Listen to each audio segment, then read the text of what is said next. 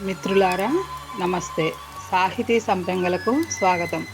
ఇందులో భాగంగా నేటి కథా సంపంగి చిరంజీవి, రచయిత్రి సౌందర్య తేజ కోరా గారు. వీరు యువ రచయిత్రి.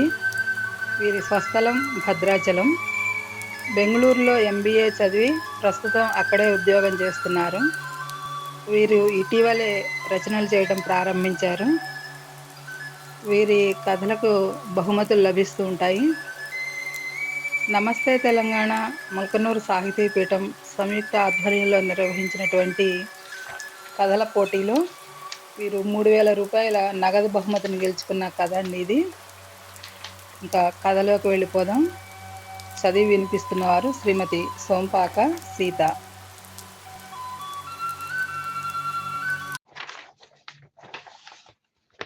కథ చిరంజీవి. సమయం 1:00 దాటిపోతున్నది. గేటు పక్కన గొలుసుతో కట్టేసి ఉన్న స్నూఫీ నిమిషానికోసారి కూర్చుంటూ, మళ్ళీ పైకి లేస్తూ, ఓసారి గిరగిరా తిరిగి మళ్ళీ నిలబడి పదే పదే వాష్ ఏరియా వైపు ఉన్న వంటగది తలుపు వైపు చూస్తోంది. ప్రతిరోజు ఈ పాటికి 2 సార్లు తినటానికి పెట్టే అమ్మాజీ తన దరిదాపులకు రాలేదు సరికదా, కంటికి కూడా కనిపించకపోయేసరికి స్నూఫీకి అంతా అయోమయంగా ఉంది. దాని కడుపు ఆకలితో నకనకలాడుతుంటే ఆమెపై కోపం కూడా వస్తున్నది.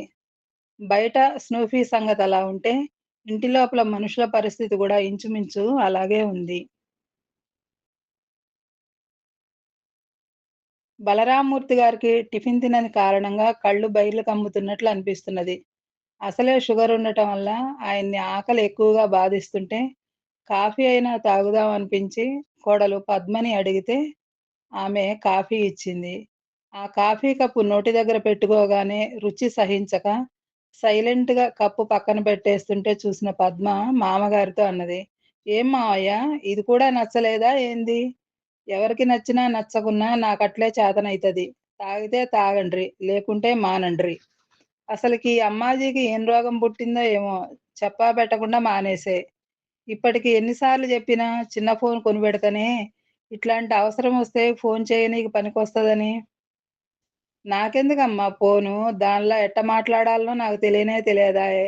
పొద్దంతా ఈడనే ఉంటగా.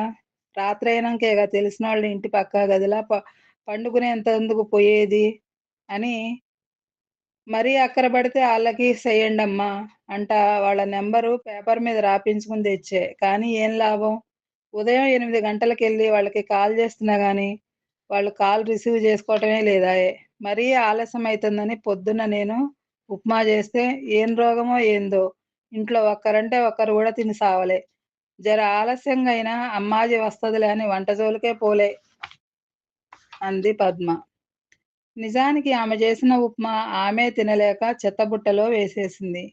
ఇంట్లో తెచ్చిపెట్టుకున్న పళ్ళు కూడా నిన్ననే అయిపోతే, ఈరోజు తెప్పించుకుందాం అనుకుంది.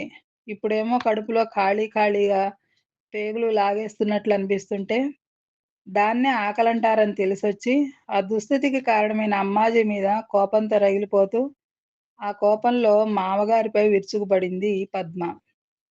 సర్లే, ఇప్పుడు నువ్వు వంట చేస్తే మాత్రం తినేదెవరంట? అది గూడా చెత్తబుట్టలో పోసేదే గదా తల్లీ! మనసులో అన్నాననుకుని పైకే అనేశారు బలరామ్మూర్తి గారు. అంతే, కస్సున లేచింది పద్మ. ఏమంటుండ్రు? నా వంటంత బాగుండదనా మీ ఉద్దేశం? అత్తమ్మ ఉన్న రోజుల్లో గూడా ఆమెను మాత్రానికి మెచ్చుకున్నారా ఏనాడైనా? మీకి, మీ కొడుక్కి ఎప్పుడు జూసినా పొరుగింట్ల పుల్లకూరేగా మంచిగుండేటిది.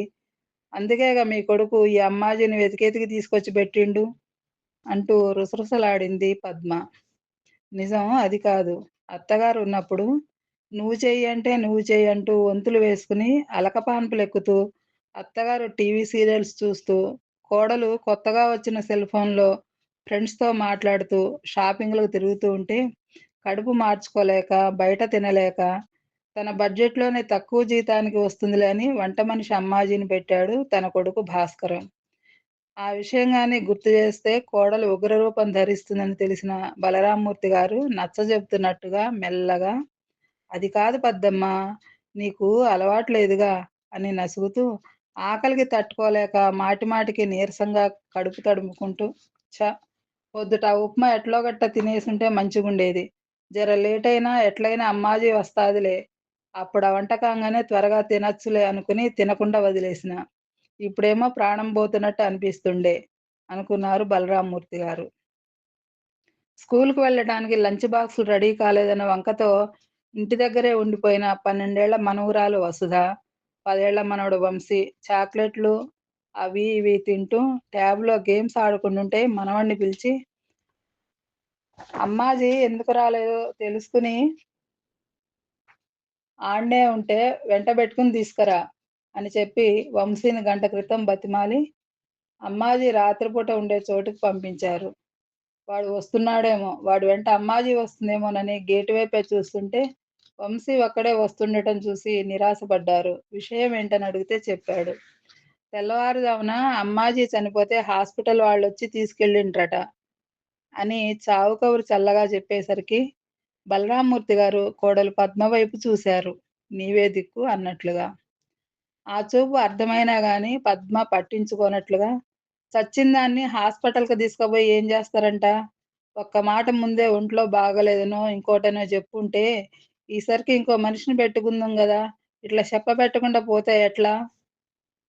అన్నది పద్మ. ఆవిడేదో పని ఎగ్గొట్టి పక్కూరికి వెళ్ళినట్టుగా, ఆవిడ ఏం జేసినా తన కనుసన్నల్లోనే జరగాలనే ఆలోచనతో, ఆఖరికి ఆవిడ మహాప్రస్థానం గూడా తనకు చెప్పి చేయాలన్నట్టు ఉన్నది పద్మ ధోరణి. తమకు అసౌకర్యంగా అనిపిస్తే ఎదుటి మనిషి ఏ పరిస్థితిలో ఉన్నా గాని, వాళ్ళనే తప్పుపట్టే మెంటాలిటీ ఉన్న మనుషులలో మొట్టమొదటి వరుసలో ఉంటుందామె. ఇంగో మావయ్య, ఏనాడైనా బయట నుంచి ఫుడ్ ఆర్డర్ పెడితే కడుపుకి పడలేదంటారుగా? అయినా గాని మరో మనిషి దొరికిందాకా ఎవరైనా సరే మాట్లాడకుండా అది తినాల్సిందే. తప్పదు. మీ కొడుక్కి గూడా ఫోను జేసి, ఇంటి నుండి క్యారేజీ రాదు. ఆడనే క్యాంటీన్‌లో తిను అని చెబుతాలే అంటూ వెజ్ మీల్స్ ఆర్డర్ పెట్టింది పద్మ. ఒక్క పూట భోజనానికే నలుగురికి రూ. 1000 పద్మ గుండె గుబేలుమంది. అదే అమ్మాజీ ఉంటే ఇంటి పని, వంట పని కూడా పూర్తి జేసి పొద్దుటి నుండి రాత్రి 8 గంటల వరకు వంటలు, మిగతా పనులన్నీ గూడా చేస్తుంది. మధ్యాహ్నం 4 ముద్దలు, రాత్రిపూట 4 ముద్దలు. అందరూ తిన్నాక మిగిలిపోయిన కూరలతో తినేసి వెళ్ళిపోతుంది. నెలకు కేవలం రూ. 1000 ఇవ్వమని పోస్టాఫీస్‌లో కట్టుకుంటుంది. అత్తగారు పోయాక ఆమె కొత్త చీరలు కావాల్సిన వాళ్ళకివ్వగా, మిగిలిన పాత జరీ చీరలు అమ్మాజీ కట్టుకుంటుంది.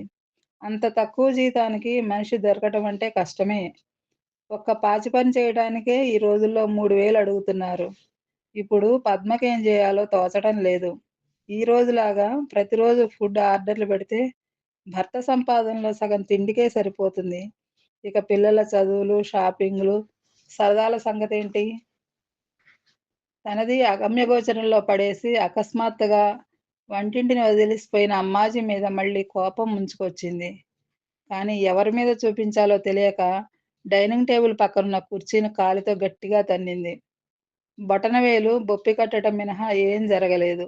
కోడలి అవస్థ చూసి మనసులో చిన్నపాటి ఆనందం కలగగా ఆమెనింకా ఉడికించాలన్నట్లుగా, ఏ మాటకి ఆ మాటే చెప్పుకోవాలి పద్దమ్మా. చదువు, సంధ్య, తీరు, వాక లేకున్నా వంట మాత్రానికి అమోఘంగా చేస్తది అమ్మాజీ. ఆ చేతిలో ఏం మహిమ ఉందో ఏమో! మన ఇంటిల్లిపాది కంచంలో ఒక్క మెతుకంటే ఒక్కటి గూడా ఉంచకుండా తినేస్తాం అన్నాడాయన. ఇంకా ఆ వంట తినలేకపోతామే అన్న నిరాశతోనూ, ఇక నుండి రుచీ పచీ లేని కోడలి వంట తినాల్సొస్తుందేమోననే భయంతోనూ బలరామ్మూర్తి గారట్లా అంటుంటే, ఈరోజు తాను చేసుకున్న ఉప్మా నోట్లో పెట్టుకున్నప్పుడే అమ్మాజీ వంట విలువ తెలిసొచ్చిన పద్మకి మామగారితో ఏకీభవించక తప్పలేదు. గంట గడిచాక ఆర్డర్ చేసిన ఫుడ్డొచ్చేసింది. ఆవురావురమంటూ గబగబా ప్యాకెట్స్ విప్పుకుని తినేశాక, కాస్త అన్నం, కూర కలిపి స్నూఫీ దగ్గరకెళ్ళి, దాని గిన్నెలో వేయాలని జూస్తే, పొద్దుట వేసిన ఉప్మా అలాగే ఉండేసరికి, "ఏమే నీకు గూడా నచ్చలేదా నా ఉప్మా? సర్లే ఇది తిను" అని గిన్నె ఖాళీ చేసి, అందులో అన్నం వేసి వెళ్ళిపోయింది పద్మ. స్నూఫీ కడుపులో ఆకలి బాధపెడుతున్నా సరే, అన్నం గిన్నెలో మూతి పెట్టకుండా ఇంకా వంటగది తలుపు వైపే చూస్తుండిపోయింది. ఇంగో మావయ్య, ఈరోజు ఎట్లైనా వైకుంఠ ఏకాదశే గదా! రాత్రికి ఉపాసం. రేపటి ముచ్చట రేపు జూసుకుందాం గానీ, ఎట్లైనా సరే పైసలెక్కువైనా గానీ ఎవరినో ఒకరిని పెట్టమని మీ కొడుక్కి చెబుదాంలే. అమ్మాజీ గాకుంటే ఇంకో బొమ్మాజీ. అంటూ తెలిసిన వాళ్ళని చౌకలో వచ్చే వంట మనిషి గురించి అడగటానికి ఫోన్ అందుకుంది పద్మ. అవునా! ఈరోజు వైకుంఠ ఏకాదశ. ఎంత మంచి రోజున అమ్మాజీ సావొచ్చే. ఏం పుణ్యం చేసుకుందో ఏమో గాని డైరెక్ట్‌గా స్వర్గానికే పోతది అన్నారు బలరామమూర్తి గారు. ఆ! అవును. ఏం తెలియనమ్మకి ఏకాశి. అన్నీ తెలిసినమ్మకి అమాస అని ఊరికే అన్నరా? విచిత్రం ఏంటంటే రోజు పురాణాలు చదువుతా, పూజ పునస్కారాలు చేస్తా, 2 మార్లు కాశీకి పోయొచ్చిన. అత్తమ్మకి, మావయ్యకి గూడా చెడ్డగడియన చావొచ్చునని ఎన్నో శాంతి పూజలు చేయించాల్సొస్తే, కనీసం అక్షరం ముక్క రాని ఈ అమ్మాజీ ఏ దినాన గూడా ఏ దేవుడికి మొక్కుడు సూడలే. అయినా సరే అప్పనంగా స్వర్గానికి పోయేటట్టుంది. పద్మ గొంతులో అసూయ లాంటిది తొణికిసలాడింది. ఎందుకో తెలియదు. ఇప్పటికిప్పుడు అమ్మాజీ చచ్చిపోయి, తననేదో మోసం జేసేసి, తనకు డబ్బు నష్టం కలిగించినట్టు ఫీలింగొచ్చి, అమ్మాజీపై అకారణంగా చిన్నపాటి ద్వేషం గూడా పుట్టుకొచ్చేసింది ఆమె మనసులో. చీలమండల పైకి చీరకట్టుతో, సీమెండి గాజులు, ఎర్ర పూసల దండ యేసుకుని, పలచబడిపోయిన జుట్టుతో జిల్లేడు మొగ్గంత ముడేసుకుని, మోటు మనిషిలా అమాయకత్వంతో కూడిన మాటలతోనూ ఉండే అమ్మాజీ అంటే పద్మకు మొదటి నుండి చిన్న చూపే. ఎవరే పని చెప్పినా, ఏం వండి పెట్టమన్నా సరే, విసుగన్నది చూపించకుండా అన్నీ అమర్చిపెడుతూ గూడా, జీతం పెంచమని గాని, మానేస్తానని గాని అనని అమ్మాజీని, ఎక్కడికి పోతుందిలే అన్న అలసత్వంతో మరీ లోకుగా గూడా చూసేది పద్మ. అలాంటిది ఈరోజు అమ్మాజీ పుణ్యతిథిన పోయి స్వర్గానికి వెళ్ళేవారి లిస్ట్‌లోకి చేరిందంటే, పద్మ మనసు అస్సలు తట్టుకోలేకపోతున్నది. ఆమె ఏం పుణ్యకార్యాలు, ఘనకార్యాలు జేసినని ఆ దేవుడికి సన్మానం జేసిండు అని అర్థం గాక తెగ మదన పడిపోతున్నది మనసులో. 2 రోజులు వరుసగా హోటల్ భోజనాలతో గడిపాక మామగారికి, భర్తకి, ఆఖరికి తనకు కూడా ఎసిడిటీతో కడుపులో మంట మొదలయ్యేసరికి 6,000 ఇస్తామని జెప్పి ఓ వంట మనిషిని బెట్టుకున్నారు. రుచికరంగా వండించుకొని తింటూ అమ్మాజీ పేరు గూడా తలుచుకోవటం మానేశారంతా. వాళ్ళ దృష్టిలో అమ్మాజీ ఓ గతం. కానీ అమ్మాజీ కనిపించని రోజు నుండి ముద్ద ముట్టని స్నూఫీ చిక్కి శల్యంగా మారసాగింది. దానికెందుకు తిండి సహించడం లేదో అర్థం గాని ఇంట్లో వాళ్ళు, ఒకవేళ మాంసం ముక్కల మీద మొహం వాచిందేమో అనుకుని కోడి కాళ్ళు, మేక బసరా కొని తెప్పించి వండించి పెట్టారు దానికి. మాంసాహారం అంటే తోక ఊపుకుంటూ ఎగబడిపోయే స్నూఫీ ఆ కంచం వైపు మొఖం తిప్పి వాసన కూడా చూడలేదు. దాని నిరాహార దీక్ష ఏడో రోజుకు చేరింది. దాని కనుకొనకలకు పుసులు కట్టి నీరు ధారగా అట్టగట్టింది. డాక్టర్ గూడా వచ్చి చూసి ఇంజెక్షన్ ఇవ్వాలన్నా వీలు పడనివ్వలేదు. అతడినే కాదు ఎవరిని దగ్గరికి రానీయటలేదు స్నూఫీ. ఎవరైనా దగ్గరికి రాబోతుంటే గుర్రు గుర్రుమంటూ ముడుచుకుని పడుకుని, అప్పుడప్పుడు ఓపిక తెచ్చుకుని నెమ్మదిగా పైకి లేచి వంటగది గుమ్మం వైపు చూడటం మాత్రం మానలేదు. దాన్ని 10,000 పెట్టి కొని తెచ్చింది భాస్కరమే అయినా, దాని ఆలనా పాలనా చూసింది మాత్రం అమ్మాజీనే. కాబట్టి అమ్మాజీ మీద కాస్త బెంగ బెట్టుకుందేమోనని అందరికీ అర్థమై, కొన్నాళ్లకు మర్చిపోతుందిలే అని అనుకున్నారు. 9వ రోజు ఓ అపరిచిత వ్యక్తి గేటు దగ్గరున్న కాలింగ్ బెల్ నొక్కి, గేటు తీసుకుని లోనికి వస్తుంటే, అక్కడే గేటు పక్కన కట్టేసి ఉన్న స్నూఫీ ఓపిక తెచ్చుకుని లేచి ఆ వ్యక్తి దగ్గరగా వచ్చి కుయ్ కుయ్ అంటూ తన 2 కాళ్ళను పైకి చాపి, ఆ వ్యక్తి గుండెలపై వేసి ముఖం నాకి, మళ్ళీ కిందకొచ్చి అతని చేతిలో కనిపిస్తున్న తినుబండారాలను నోటితో లాక్కుని, అక్కడే అతన్ని ఎటూ కదలనీయకుండా అతని పాదాల మీద జారబడి కూర్చుని ఆబగా తినసాగింది. ఆ వ్యక్తి ఈ హఠాత్ పరిణామానికి కాస్త బెదిరినా ధైర్యంగా నిలదొక్కుకుని, అక్కడే ఉయ్యాల బల్ల మీద కూర్చుని సెల్ ఫోన్‌లో సోషల్ మీడియా వీడియోలను చూస్తూ బిజీగా ఉన్న పద్మ వైపు, కుర్చీలో కూర్చుని పేపర్ చదువుతున్న బలరామమూర్తి గారి వైపు చూస్తూ, "ఏవండీ" అని పిలిచాడు. "ఎవరు నువ్వు?" అన్నట్టు చూశారు వాళ్ళు. "నా పేరు రామచంద్రం. నేను కంటి హాస్పిటల్ నుండి నేరుగా ఇక్కడికి వచ్చాను. నాకు కంటి చూపు పోతే హాస్పిటల్‌లో ట్రీట్మెంట్ తీసుకుంటున్నా. ఎవరో ఒక డాక్టరు ఉపన్యాసం విని, మీ ఇంట్లో ఉన్న ఓ దేవత తను బతికుండగా తన కళ్ళను దానం చేసి, కళ్ళు లేని వాళ్ళకు ఉచితంగా పెట్టమని అప్లికేషన్ పెట్టి, ఎవరి అనుమతి అవసరం లేదని, తను చనిపోగానే తీసుకుపొమ్మని రాయించి, వేలిముద్ర గూడా వేసి అప్లికేషన్‌లో ఇదే తన అడ్రెస్ అని రాయించిందట. ఆమెకు ఊపిరాడక ఇబ్బంది పడుతుంటే పక్కింటి వాళ్ళు అంబులెన్స్‌కు ఫోన్ జేశారట. వాళ్ళు వచ్చేసరికే చనిపోయిందట. ఆమె కంటి పొర నా కంటికి అమర్చి నాకు చూపు వచ్చేలా చేశారు డాక్టర్. అందుకే ఆమె ఇంట్లో వాళ్లకు కృతజ్ఞతలు చెప్పుకుందామని చూపు వచ్చిన మరుక్షణం ఇక్కడికి వచ్చేశాను. తన కళ్ళే గాదు, తన విగత శరీరాన్ని నిరుపయోగంగా కాల్చేయొద్దని, దానిలో ఎవరికైనా అవసరమైతే ఏ అవయవాన్నైనా సరే తీసుకోమని, లేకుంటే మెడికల్ స్టూడెంట్‌ల కోసం హాస్పిటల్‌కు ఇచ్చేయమన్నదట ఆ దేవత. అంతేగాదు తన పేరున పోస్టాఫీసులో కొంత డబ్బు గూడా ఉందని, తను పోతే అది తీసి ఓల్డ్ ఏజ్ హోమ్‌కిమ్మని బతికుండగానే పేపర్ మీద రాయించి వేలిముద్ర గూడా వేసిందట. అంతటి పుణ్యాత్మురాలు నివసించిన చోటు చూసి తరించాలని వచ్చానిక్కడికి.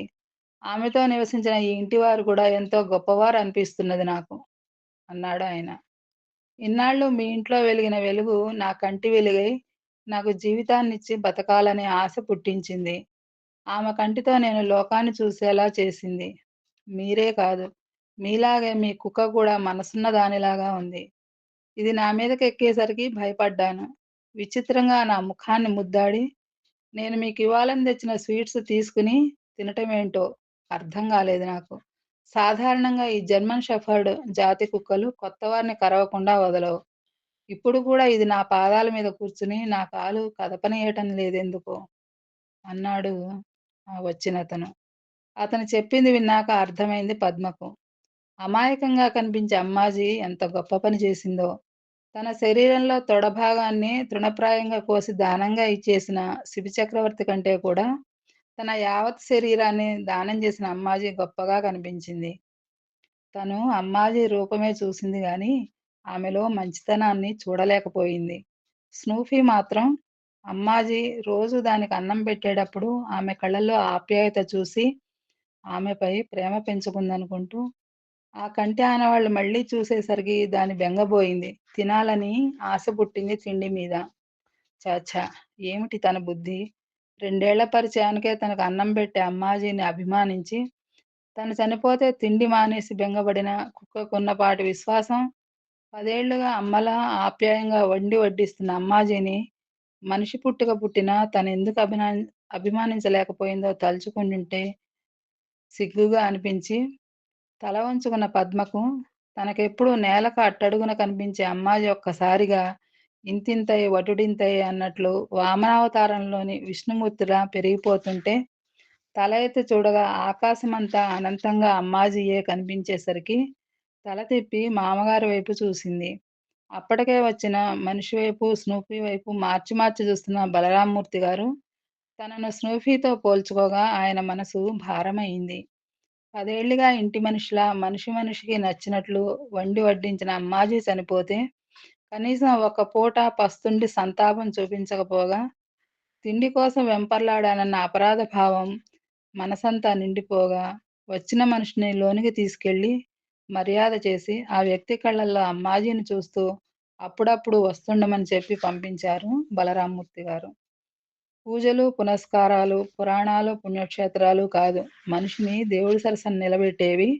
మనిషి మరణించిన మరో మనిషికి బతుకునిచ్చే గుప్తదానం, అవయవ దానమే దేవుడికి దగ్గరయ్యేలా చేసి, మనిషిని దేవతగా నిలబెడుతుందని, మరణించినా మళ్ళీ మనుషుల మధ్య చిరంజీవిగా ఉంచగలదని, అమ్మాజీ గురించి పూర్తిగా అర్థమైన పద్మ, ఆ రోజే తను కూడా ఓ మంచి నిర్ణయం తీసుకుంది. మిత్రులారా, మీకు ఈ కథ నచ్చినట్లయితే లైక్ చేయండి, కామెంట్ రాయండి, మీ మిత్రులకు షేర్ చేయండి. సబ్స్క్రైబ్ అవ్వటం మాత్రం మర్చిపోకండి మిత్రులారా. మరో మంచి కథతో రేపు మీ ముందుంటాను. అంతవరకు సెలవు. ధన్యవాదాలు.